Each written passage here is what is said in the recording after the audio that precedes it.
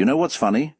Some people retire, and suddenly they act like life is over. Meanwhile, another person the same age wakes up, puts on their favorite shirt, goes for a walk, laughs with strangers, tries something new, and somehow has more energy than people half their age.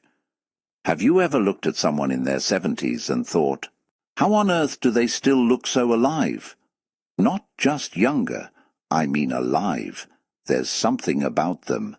Their eyes sparkle, they laugh easily. They don't seem to carry the whole world on their shoulders. And here's the crazy part. It usually has nothing to do with expensive creams, magic vitamins, or winning the genetic lottery. It's often because of a few simple habits. Today we're talking about 3 retirement habits that quietly help people stay young long after 60. And here's why I love these habits. They're free. Nobody needs to be rich. Nobody needs six-pack abs. Nobody needs to become a yoga instructor overnight. In fact, if your biggest workout today was chasing your TV remote because it fell under the couch, congratulations, you're already exercising. Now don't leave yet, because habit number 3 is the one most people completely ignore. And Carl Jung believed something about the human mind that makes this habit incredibly powerful. We'll get there soon. But first, tell me in the comments, how old are you today? I'm always amazed by the ages in this community. Last time someone wrote, I'm 82 and still dancing every Saturday. I read that and thought, please tell my knees your secret. Another viewer said, I'm 68. And learning Spanish. Meanwhile, my phone updates itself, and I still don't know where half the settings are. Life is funny, so leave your age below. Let's celebrate every chapter together. Now, let's jump into the first habit. Habit number 1. Stop retiring from life. Notice, I didn't say, don't retire from work. Retire from work if you want. You've earned it. I'm talking about retiring from life itself, because those are 2 completely different things. Some people leave their job, then slowly leave everything else too. They stop learning, stop meeting people, stop trying, stop dreaming, and before long, every day looks exactly the same. Wake up, coffee, TV, nap, snack, TV again. Complain about the weather, sleep, repeat. Now don't get me wrong, nothing is wrong with relaxing. If you've worked 40 years, take that nap. You've earned every minute of it. But if every single day feels exactly the same, something quietly begins to happen. Life starts shrinking. Carl Jung believed we don't stop growing because we get older. We grow older because we stop growing inside. Think about that for a second. Your birthday doesn't steal your youth. Routine does. Imagine buying the world's best sports car, then parking it in the garage for 10 years. What's going to happen? The engine won't thank you, it'll complain. Your mind works the same way. It wants little adventures, nothing huge, just little surprises. One of my neighbors retired a few years ago. Everyone expected him to spend every day sitting on his porch. Instead, he bought a cheap camera, a really cheap one, the kind teenagers would laugh at. Every morning he'd walk around town taking pictures of flowers, birds, funny signs, even squirrels, especially squirrels. Apparently one squirrel had main character energy. Every afternoon he'd show anyone willing to look. I got this bird today. I finally caught the squirrel. I think the squirrel is following me. Honestly, I started believing him. But here's the amazing part. He became happier every month. People started stopping to talk to him. Kids knew his name. Shop owners waved at him. He wasn't just taking pictures. He was collecting moments. And those moments kept him young. Not because photography is magical, because curiosity is. Curiosity is youth wearing comfortable shoes. The moment you become curious again, your brain wakes up. Your heart wakes up. Life wakes up. You don't need photography. Maybe it's gardening, maybe cooking, maybe painting, maybe fishing, maybe learning piano, maybe finally figuring out how your smartphone works. Actually, let's not get carried away. Even teenagers can't figure those things out. Have you noticed that? One update, and suddenly nothing is where it used to be. Who keeps moving these buttons? It's like phones wake up every month and decide, you know what? Let's confuse everyone over 60. Mission accomplished. But here's the point. Trying something new isn't about becoming an expert. It's about reminding yourself, I'm still alive. One tiny adventure can change your whole week. Try a new recipe. Visit a park you've never seen. Read a different kind of book. Call an old friend. Walk down a different street. Life loves people who stay curious. And here's something beautiful. Children ask questions all day. Older people who stay young do the same thing. What if I try this? I wonder how that works. I've never been there before. See the pattern? Curiosity has no age limit. One viewer once commented, I'm 74 and just learned to swim. I smiled so much reading that. Because somewhere, a teenager was probably saying, I'm too old to learn guitar. Isn't that funny? Sometimes young people think they're too old, while older people are out there starting completely new lives. That's inspiring. So here's today's little challenge. Do one thing this week you've never done before. Nothing dangerous. I'm not saying go skydiving. Let's keep our bones on friendly terms. Maybe try a new meal. Take a different walking route. Start writing. Join a club. Learn 5 words in another language. Small steps, big results. Because every new experience whispers something powerful to your brain. I'm still growing. And that's exactly how youth begins. Not in the mirror, but in the mind. Now, if you think habit number 1 was simple, habit number 2 is even more surprising. It involves something we do every single day. Most people don't even notice it. Yet it quietly decides whether retirement feels exciting or lonely. And trust me, once you hear it, you'll never look at your daily routine the same way again. So, let's talk about habit number 2.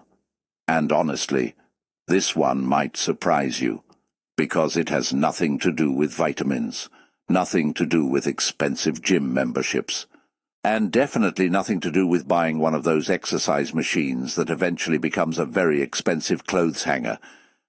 Come on. We've all seen one. Maybe you've even got one sitting in the corner right now.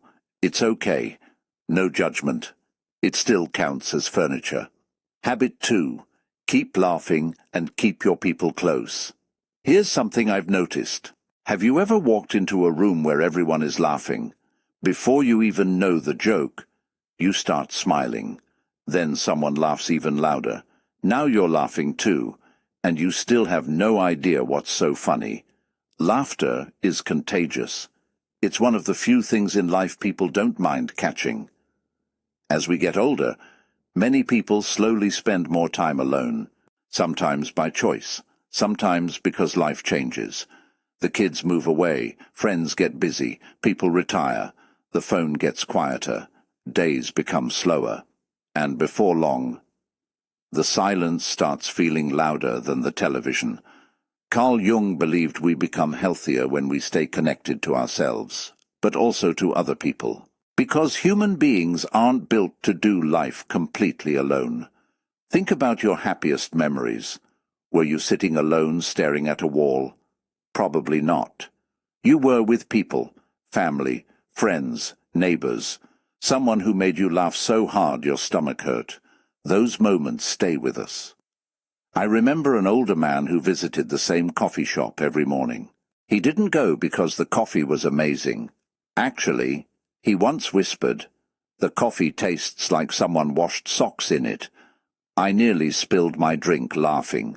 So why did he keep coming? Because every morning, The same group of retirees sat around one table. They teased each other, argued about sports, told stories they'd already told 100 times. And somehow, everyone laughed again anyway. One day one of them said, "We're not here for coffee. We're here because nobody laughs alone." That hit me, because it's true. You don't need hundreds of friends. Sometimes 3 good people are enough. Even one.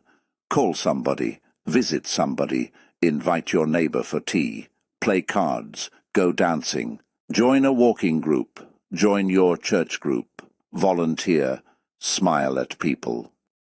Even if they don't smile back, maybe they're just trying to remember where they parked. And let's be honest, parking lots become giant escape rooms after 60.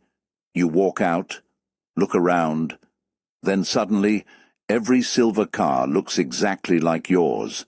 You're pressing the unlock button hoping one of them blinks. We've all been there. The point is, life becomes lighter when it's shared, so don't just collect years. Collect people, collect conversations, collect laughter, because wrinkles from smiling look much better than wrinkles from worrying. And now, we've reached the final habit, the one Carl Jung would probably smile at, because this habit doesn't change your face overnight. It changes something much deeper. Habit 3, wake up every morning with a reason. Here's a question. When you wake up tomorrow, what are you looking forward to? Think about it. Not next year, not Christmas. Tomorrow. If your answer is, "I don't know," that's okay. Today might be the day you change that. Many people spend decades saying, "When I retire, then I'll enjoy life." Then retirement finally arrives. And suddenly they realize nobody told them what comes next. The alarm clock disappears, the meetings disappear, the deadlines disappear, but something else disappears too. Purpose. Carl Jung believed that the second half of life isn't about becoming less. It's about becoming more of who you truly are. I love that idea. Because retirement isn't the finish line. It's finally having time for the things your younger self kept postponing.